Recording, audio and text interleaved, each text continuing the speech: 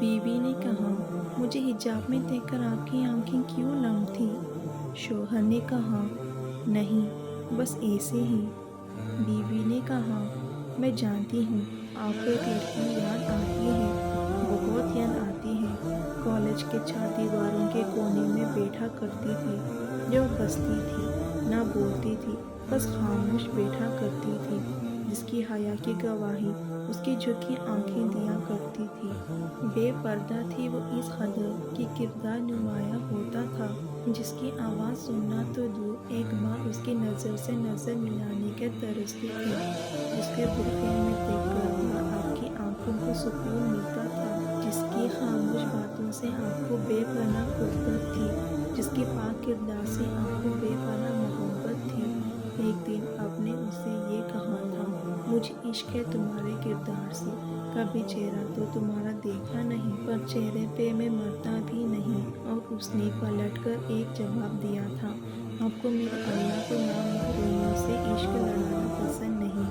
میرے ماں باپ کے آگے میرا سر جھکتا ہے، انہوں نے میرا رشتہ کہیں اور کر رکھا ہے۔ اور آپ کو یاد ہے آپ نے اس وقت کیا کہا تھا؟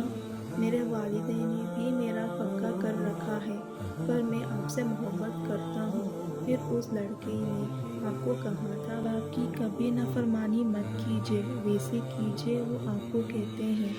پھر آپ نے ویسے ہی کیا، آپ نے ماں باپ کی فرمانبرداری کی۔ کل لال جوڑے میں آپ کا نکاح میں تھے۔ شوہر نے کہا، ہاں، لیکن یہ سب آپ کو کیسے پتا؟ اس نے کہا، کیونکہ وہ لڑکی میں ہی ہوں۔ جی، میں ہی ہوں وہ لڑکی، اور میں ہی ہوں وہ لڑکی جسے آپ کے والدین نے آپ کے لیے پسند کر رکھا تھا، اور آپ ہی وہ لڑکے ہیں جسے میرے والدین نے میرے لیے پسند کر رکھا تھا۔